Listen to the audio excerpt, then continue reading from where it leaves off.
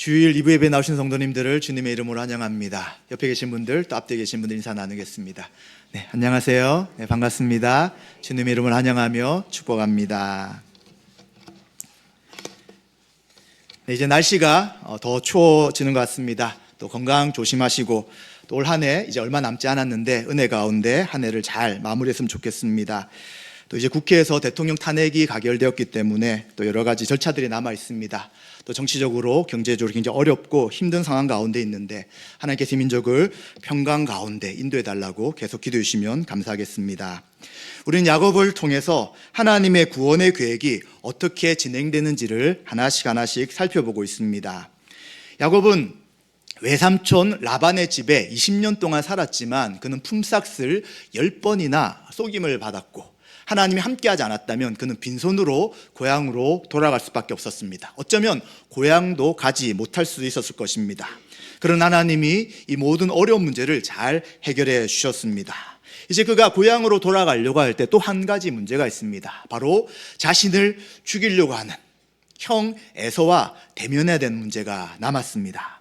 이제 이 문제로 인해서 야곱은 야복날에 혼자 남고 또 인간적 방법을 써서 이제 사람들을 가축들을 차례차례 보내면서 형의 마음을 이제 좀 위로하려고 하는 생각도 했지만 그것으로 더 마음이 불안해졌습니다. 그런 하나님이 천사를 통하여 그에게 찾아가셔서 이제 그의 한두 뼈를 꺾으시고 엉덩이 뼈를 꺾으심을 통해 사람과 다투고 하나님과 싸워서 이기려고 하는 그에게 이제는 하나님의 통치를 받고 하나님 다스림 가운데 살라고 하시며 그의 이름을 이스라엘로 바꾸셨습니다. 마하나임, 하나님의 군대가 그와 함께 하시고 이제 에서가 400명을 데려갔을 때 이제 그들을 치려고 하는 것이 아니라 도리어 형 에서가 야곱을 껴안고 울고 하면서 이 화해하는 놀라운 역사가 있게 되었습니다.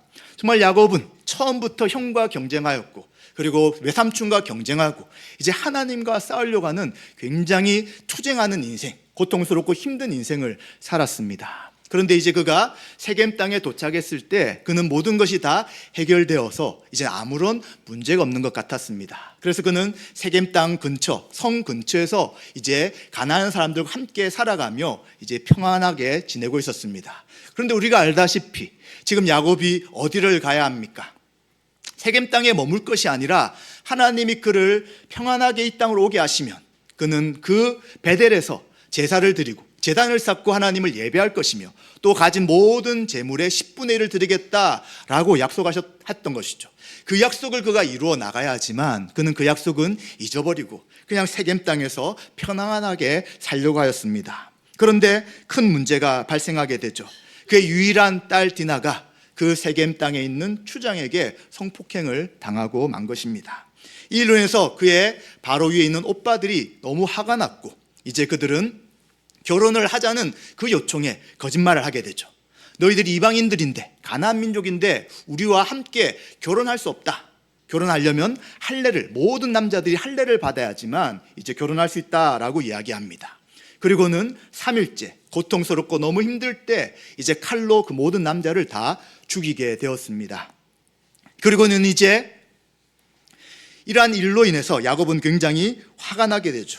우리는 숫자가 많지 않는데 너희 두 사람의 이러한 일로 인해서 이제 그들이 나를 치고 나를 죽이면 나와 내 집이 멸망할 것이다 라고 하면서 아들들을 책망합니다. 그런데 아들들은 그 사람들이 우리 누이를 여동생을 이렇게 대우하는 것이 옳습니까? 라고 하면서 이제 아버지의 관계에 이제 금이 생기게 되었습니다. 야곱에게 이러한 위기가 찾아왔습니다. 이제 그들은 공격받아서 다 그 땅에서 죽을 수 있는 상황인데 하나님이 어떻게 야곱 가운데 인도하실까요? 오늘은 베델에서의 신앙 회복이란 제목으로 함께 은혜를 나누기를 소망합니다. 이러한 위기 가운데 하나님께서 읽지 않았지만 35장 1절에 보시면 이제 야곱에게 다시 베델로 올라가라 라고 말씀하십니다. 베델로 올라가는 것은 지리적으로 볼 때는 가나안 땅의 중심이 세겜이고 그리고 남쪽으로 가야지 베델입니다. 그러나 고도는 300m 정도 높기 때문에 아마 또 그런 이유로 올라가라고 명령하신 것 같습니다. 바로 형 에서의 낯을 얼굴을 피해서 도망하던 때 야곱에게 나타나셨던 그 하나님을 만났던 베델로 다시 올라가라 라고 명령하고 있습니다. 그때 하나님이 야곱에게 하신 약속이 무엇인지를 한번 찾아보도록 하겠습니다. 창세기 28장 13절과 15절입니다. 앞에 성경 구절을 띄워드리도록 하겠습니다. 창세기 28장 13절부터 15절까지 말씀 한 절씩 읽도록 하겠습니다. 또 본즉 여호와께서 그 위에 서서 이르시되 나는 여호와니 너의 조부 아브라함의 하나님이요 이삭의 하나님이라. 내가 누워있는 땅을 내가 너와 내 자손에게 주리니 내 자손이 땅의 티끌같이 되어 내가 서쪽과 동쪽과 북쪽과 남쪽으로 퍼져 나갈지며 땅의 모든 족속이 너와 내 자손으로 말미암아 복을 받으리라. 내가 너와 함께 있어 내가 어디로 가든지 너를 지키며 너를 이끌어 이 땅으로 돌아오게 할지라. 내가 내게 허락한 것을 다 이루기까지 너를 떠나지 아니하리라 하신지라. 아멘. 하나님이 이 모든 약속을 다 지키셨습니다. 그에게 자손을 많이 주셨고요, 그리고 또 재물을 많이 주셨고 무사하게 약속의 땅에 도착하게 하신 것입니다. 그렇기 때문에 하나님은 이제는 너가 해야 될 약속을 지키라 라고 하시면서 그에게 베델로 올라오라 라고 말씀합니다. 이제 야곱은 지금 하나님이 자신을 베델로 부르는 상황이 무엇인지를 이해하였습니다. 그래서 2절 4절에 보시면 그는 집안에 있는 모든 사람들에게 명령합니다. 자기 손에 있는 모든 이방 신상을 다 버려라. 그리고 스스로 자신을 정결케 하고 그리고 의복을 바꾸라 라고 말씀합니다. 의복이 무엇입니까? 바로 의복은 문화를 나타냅니다. 의복을 갈아입는다는 것은 이제 가나안 문화를 씻어버리고 하나님 앞에 설 수 있도록 준비하라는 것입니다. 그리고 또한 4절에 보시면 귀고리까지 이제 신상과 함께 귀고리도 야곱에게 다 주었다고 이야기합니다. 사실 지금 우리가 끼는 귀고리와 다른 것이죠. 우상인 것입니다. 자신이 섬기는 신을 상징하는 귀고리를 끼고 있기 때문에 그것까지도 다 주고 이제는 그것을 상수리 나무 아래 묻고 야곱과 그들의 가족들은 베델로 향하게 가게 되는 것입니다. 그런데 이제 어떤 일이 있습니까? 주변의 민족들이 그를 죽여야 되죠. 이제 더 강하기 때문에 야곱 일행들을 쫓아서 그들을 이제 칼로 쳐야 됩니다. 그런데 5절에는 뭐라고 말씀하시냐면 하나님이 그 사면 골들로 크게 두려워하게 하셨다라고 말씀하고 있습니다. 하나님이 그들에게 야곱을 치지 못하도록 두려움을 주셨기 때문에 야곱과 그의 가족들은 무사하게 베델로 가게 되었습니다. 야곱은 지금 세겜에서 무엇을 하고 있었습니까? 그의 자녀들과 함께 있던 사람들이 다 우상을 가지고 있었습니다. 바로 라헬은 그 아버지 집에서 가져온 드라빔이라는 우상도 가지고 있었고 또 기골이란 구교를 통해서 우상을 섬기는 그런 일을 하고 있었던 것이죠. 그들은 평안하게 세겜에서 잘 산 것이 아니라 하나님과 겸하여서 우상을 섬기고 있었고 이제 하나님 앞에 서기 위해 그 모든 우상을 버리게 되는 것을 보게 되는 것입니다. 사실 우리의 신앙도 마찬가지입니다. 평안할 때 괜찮다, 이제는 좀 이제 안락한 삶을 살겠지라고 할 때 그때가 위기라고 생각해야 합니다. 고난이 많고 어려움이 생기고 박해가 있을 때가 위기가 아닌 것이죠. 그럴 때일수록 우리 신앙은 더 주를 의지하며 믿음의 삶을 살아갑니다. 그런데 이제 신앙의 어려움이 하나도 없어지고 삶도 평탄하고 문제가 없을 때는 우리는 하나님을 찾기보다는 하나님 외에 다른 신을 섬길 가능성이 크다는 것입니다. 바로 야곱이 그처럼 하나님을 잊어버리고 세상에 안주했기 때문에 그의 가족들이 우상 가운데 거하고 있었던 것을 우리는 보게 되는 것입니다. 이제 그는 하나님의 말씀대로 베델에 도착하게 됩니다. 그리고 하나님이 그에게 다시 나타나시게 되고 그에게 또 그 약속을 회복시켜 주신 것을 보게 됩니다. 먼저 그는 이 베델이라는 곳을 하나님의 집이라는 이름으로 베델이라고 지었는데 다시 그곳의 이름을 엘베델이다라고 짓습니다. 바로 하나님의 집의 하나님, 베델의 하나님이다 라고 하면서 하나님의 이름을 다시 부르고 그곳에 제단을 쌓고 예배를 드리게 됩니다. 바로 그는 형의 낯을 피해서 이제 돌을 베개로 하고 아무도 함께 할 수 없고 도울 수 없는, 그리고 알지 못하는 그 외삼촌 집에 갈 때에 하나님이 그와 함께 하시고 그에게 약속하신 그분을 예배하며 찬양하게 되는 것입니다. 그러다가 8절에 보시면 리브가의 유모 드보라가 죽었다라는 좀 흐름과 맞지 않는 말씀이 나타납니다. 이제 드보라 유모 드보라가 죽었기 때문에 상수리 밑에 장사하게 되고 그곳 이름을 엘론 바굿이다 이야기합니다. 바로 통곡의 상수리 나무다 이제 죽음을 바라보고 함께 슬퍼했던 곳이 바로 그것이 됩니다. 사실 성경의 흐름 속에서는 이 르브가의 유모의 죽음을 기록할 필요는 없었습니다. 그런데 우리가 알다시피 모든 족장들의 부인들은 다 어디서 죽고 어디에 묻혔고 언제 죽었는지가 다 기록되지만 리브가만 그 기록이 없는 것입니다. 성경에는 이유는 분명치 않지만 그러나 리브가 했던 행동들이 있습니다. 바로 그가 야곱을 외삼촌 자신의 오빠 집에 보내면서 속히 이제 너에게 사람을 보내어서 돌아오게 하겠다라고 이야기하죠. 그러나 야곱을 다시는 만날 수 없었던 것입니다. 그 이유 중에 하나가 바로 아버지를, 자신의 남편을 속이려고 해서 대신 축복을 받으려고 할 때에 그 모든 저주는 자신에게 돌려라 라고 그가 감당할 수 없는 이야기를 하게 됩니다. 그래서 아마도 이런 이유로 인해서 믿음의 족장의 부인이었음에도 불구하고 그의 죽음과 그리고 그가 어디에 묻혔는가가 성경에는 기록되지 않고 이제 다르게 유모가 이제 죽었다고 이야기하면서 리브가가 이미 죽은 것에 대한 이야기들을 우리에게 전달해 주고 있는 것입니다. 그리고 하나님은 오늘 읽었던 9절과 15절 말씀에 이제 다시 그가 밧닷 아람에서 돌아왔다라고 이야기합니다. 실제 일정을 본다면 그는 숫곳에 있다가 이제 요단강 동편이죠. 그리고 이제 세겜 땅, 가나안 땅에 들어왔습니다. 이미 가나안 땅에 들어왔지만 하나님은 그곳에 온 것을 왔다고 생각하지 않는 것이죠. 밧닷 아람에서 베델에 왔을 때, 이제 다시 베델에 갔을 때 이제 그가 다시 돌아왔다라고 말씀하는 것입니다. 그리고 그의 이름을 다시 명명하십니다.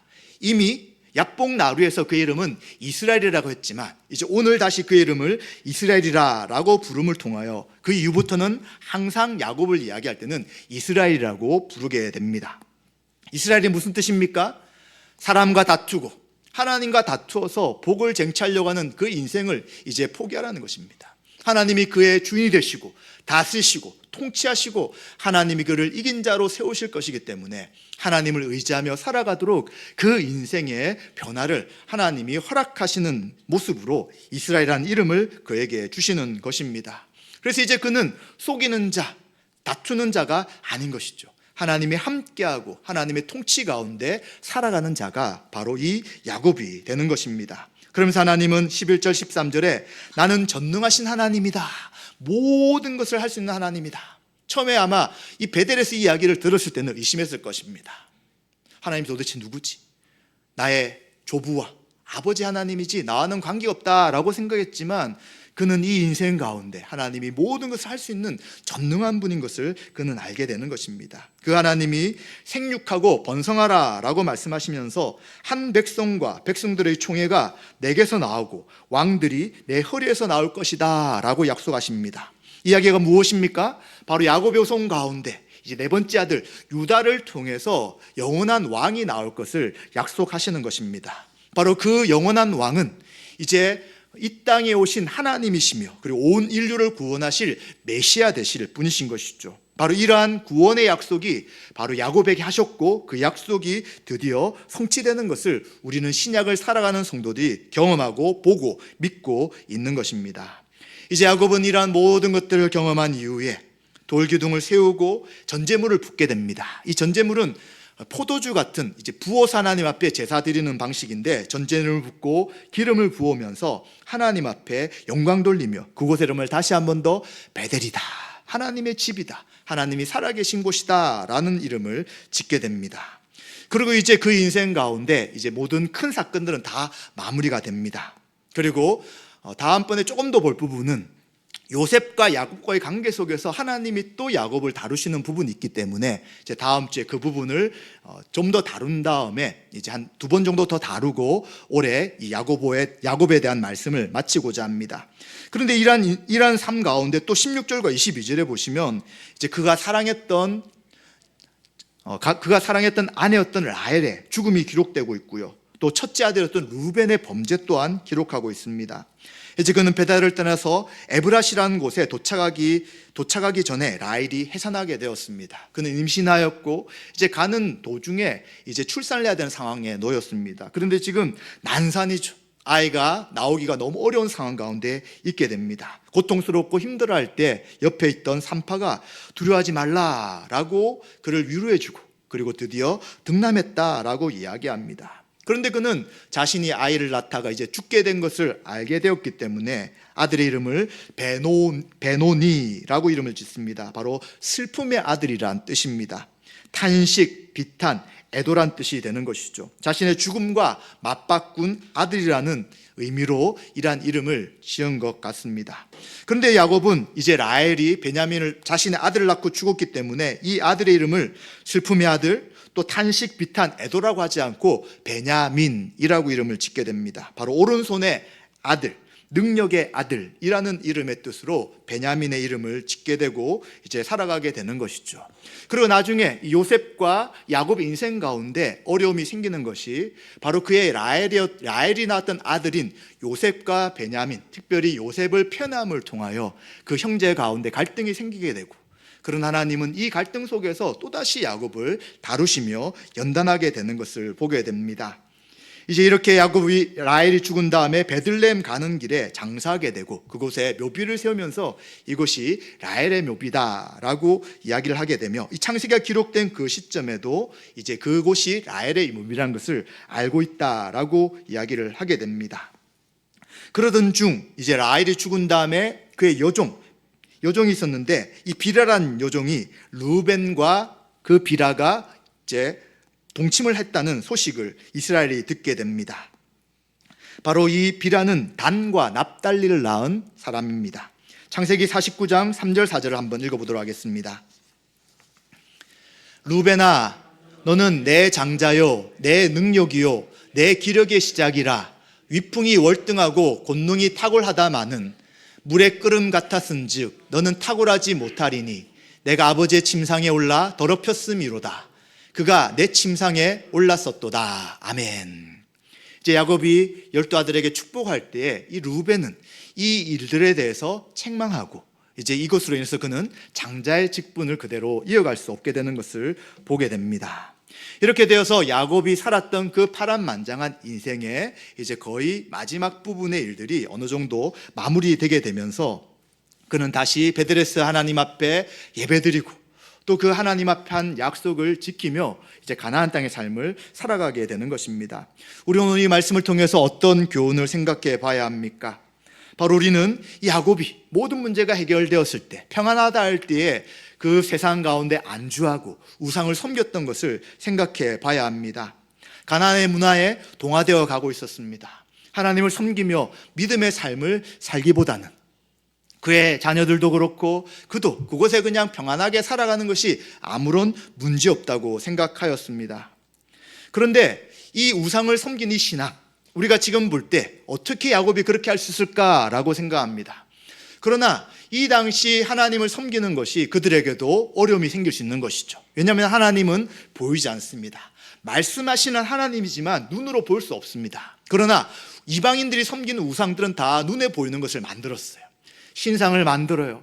농사가 잘 되고 비가 오는 것은 바로 우리 신 바알과 아세라의 힘이다라는 것들을 이야기하기 때문에 하나님 믿는 철저한 믿음이 없이는 그들은 눈에 보이는 우상이 자기의 신이다라고 이제 넘어갈 가능성이 굉장히 크다는 것이죠. 그리고 안타깝게도 우상을 섬기려고 할 때, 세상을 의지해 나가려고 할 때 문제가 생기지 않고 잘 모든 일들이 해결되는 것처럼 보일 때가 있다는 것입니다. 그렇기 때문에 우리도 다시 한 번 더 우리 가운데 있는 우상이 무엇인지를 생각해 봐야 합니다. 우린 지금 다 하나님을 섬기기 때문에 나는 다른 신을 섬기잖아요 라고 말할 수 있어요. 그러나 성경은 무엇이 우상이라고 이야기하냐면 우리의 탐심 그 자체가 우상 숭배라고 분명하게 말씀하는 것입니다. 왜 우리 마음에 있는 욕심을 추구하고 그것을 따라가려고 할 때 그것이 우상 숭배가 됩니까? 우리가 예수 그리스도를 믿는 성도라면 우리 안에 왕이 누구시냐면 하나님이, 예수님이 우리의 왕이 되시는 것입니다. 그분을 의지하며 살아가야 되는 것입니다. 그런데 우리는 세상 가운데 속해서 살아가기 때문에 거의 대부분의 시간을 믿지 않는 사람들과 보냅니다. 그런데 그들의 가치관은 무엇입니까? 자신 인생의 주인입니다. 너 자신을 가장 소중하게 생각하라고 이야기합니다. 너를 위해 준비하고 시간을 가지라고 이야기합니다. 계속해 성장하고 자라가라고 이야기하는 것이죠. 자신의 자기 자신이 가장 중요하다고 사람들은 이야기하는 것입니다. 그런데 성경은 우리 자신이 바르게 서기 위해서, 우리 자신이 우리의 본래 모습을 찾기 위해서는 예수님 우리의 왕이 되셔야 되고, 예수 그리스도가 우리 인생의 주인이 될 때 그 인생 가운데 온전한 샬롬, 평안, 안식이 있다고 이야기해 주는 것이죠. 정반대의 이야기를 하는 것입니다. 따라서 우리는 이 세상의 모습이 좋다, 그렇게 말하는 것이 옳다라고 그것을 받아들이며 살아가는 순간 우리 가운데 우상이 자리 잡게 되는 것이고, 이제는 하나님을 섬기며 예배한다고 하지만 우리 마음속에는 나의 욕망과 내가 추구하는 그것으로 인하여 믿음의 삶을 제대로 살 수 없을 수도 있다는 것을 기억해야 되는 것입니다. 그래서 우리는 어떻게 해야 합니까? 날마다 말씀 앞에 서서 하나님이 누구시며 하나님 우리에게 주신 하나님의 계획과 뜻이 무엇인지를 알아야 되는 것이죠. 그렇게 할 때 세상 속에 있지만 구원받은 성도로서 믿음의 삶을 살아가고 그곳에 소금과 빛의 삶을 충분하게 살아갈 수 있는 것이죠. 만일 성도임에도 불구하고 소금과 빛으로 살지 않을 때 주님 뭐라고 하셨습니까? 맛을 내지 않는 소금은 필요 없으니까 땅에 던져버려라고 말씀하는 것입니다. 우리의 역할이 분명히 있음에 불구하고 그 역할을 감당하지 않을 때 우리가 세상의 사명을 할 수 없다는 것을 우리는 생각해야 되는 것입니다. 그렇다면 이제 우리는 날마다 세상에 속해 있지만 믿음의 삶을 살아가기 위해서는 어떻게 해야 합니까? 오늘 하나님이 야곱에게 그의 가족들과 함께 베델로 올라가라고 하신 것처럼 우리는 베델로 올라가야 합니다. 베델이 어디입니까? 지금 우리는 장소의 개념은 분명히 아닐 것입니다. 우리가 하나님을 만났던 그 첫사랑의 경험, 하나님 우리 가운데 말씀을 통하여 은혜를 주시고 하나님 만나서 이제 새로운 인생을 살았던 그 경험이 어디 있는지를 다시 한번 기억해야 되는 것이죠. 예수 그리스도의 십자가의 복음을 들었을 때 하나님 우리를 사랑하시고 죄인인 내가 하나님 앞에 심판받기 충분함에도 불구하고 우리를 구원하시며 사랑하신다는 그 말씀 앞에 엎드렸던, 그리고 내 인생의 모든 것을 주님께 맡겼던 그때를 우리는 다시 기억해야 되는 것입니다. 하나님 우리에게 말씀하시며 은혜를 베푸셔서 구원하게 하신 그때를 우리가 기억하고 다시 그때로 돌아간다면 우린 지금 우리의 신앙의 상태가 어떤지를 생각하며 하나님 앞에 믿음으로 살아갈 수 있게 되는 것입니다. 그렇다면 우리는 무엇을 다시 한번 기억해야 합니까? 다른 것을 기억하는 것이 아니라 바로 복음을 기억해야 되는 것입니다. 복음을 다시 들어야 되는 것입니다. 기쁜 소식이 무엇입니까? 죄 가운데 있고 하나님의 진노와 심판 가운데 있는 우리들에게 무엇이 기쁜 소식입니까? 죄가 용서받고 하나님과 관계가 회복되어서 하나님의 백성이 되어 이제 하나님의 모습으로 새롭게 변화되고 이제 우리를 교회 공동체로 부르신다는 이 복음의 진리가 우리 가운데 다시 들려지고 다시 묵상하고 그 말씀을 붙잡을 때 우리는 영적인 베델로 돌아가게 되는 것입니다. 이 복음을 우리는 다시 한 번 더 기억하면 좋겠습니다. 우리가 왜 구원받았습니까? 우리가 왜 하나님의 백성이 되었습니까? 왜 우리를 그냥 내버려 두지 않고 예수 그리스도를 믿을 수 있도록 은혜를 주셨습니까? 바로 그 하나님의 놀라운 형상이 회복되어 하나님의 창조 목적대로 살아가기 원하시기 때문에 우리의 죄 문제를 해결하여 주시고 이제 우리를 자녀 삼으셔서 하나님의 통치와 다스림을 가지고 살아가도록 인도하시는 것입니다. 따라서 우리는 우리의 신앙이 평안하다 할 때, 이제 우리의 인생의 모든 문제가 해결되어서 이제 어느 정도 평안하게 살 수 있다라고 할 때 다시 한 번 더 우리의 신앙을 점검해야 되는 것입니다. 그 평안할 때 어쩌면 신앙에 위기가 찾아올 수 있는 것이고요. 평안하지만 우리의 신앙은 하나님을 온전히 섬기는 것이 아니라 세상이나 다른 것을 섬길 수 있기 때문에 그러한 우리의 신앙을 다시 한 번 더 점검하는 것이 바로 영적인 베델을 생각하는 모습이라고 할 수 있는 것입니다. 분명히 하나님 우리에게 은혜를 베풀어 주셔서 이 자리에 함께 모여 계시는 것입니다. 하나님의 사랑을 알게 하여 주셨습니다. 죄의 진노를 우리에게 내리시지 않고 예수님에게 내리셨고 그 예수님이 십자가에서 모든 것을 이루심을 통해 이제 우리는 하나님을 믿을 때 죄가 용서받고 하나님의 자녀가 되었습니다. 이런 은혜, 늘 반복되는 이야기일 수 있지만 그러나 이 은혜가 우리에게 날마다 새롭게 들려지고 이 복음을 붙잡고 나아갈 때 우리 가운데 기쁨과 감사가 넘친다면 우리는 다시 영적 베델에 선 것이라고 생각해야 될 것입니다. 이런 은혜가 오늘 하루에도 그리고 매일매일 살아갈 때도 있어야 될 것이고요. 이한 은혜를 살아갈 때 나 자신을 위해 살아가려고 하고 세상의 문에 문들려고 하고 그리고 세상을 만족시키며 자기 자신만 위해 살아가려고 할 때 우린 그것과 싸우는 힘을 가지고 하나님 앞에 영광 돌려 나갈 수 있을 것입니다. 말씀 마무리하겠습니다. 우리 각자나 하나님을 만났던 그 첫사랑의 경험들이 있습니다. 우리가 안전하다, 평안하다 할 때 다시 한 번 더 그 첫사랑을 기억하시고 날마다 복음의 은혜 가운데 주님을 섬기며 믿음의 삶을 살아가시는 저와 여러분 되시기를 주님의 이름으로 축원드립니다.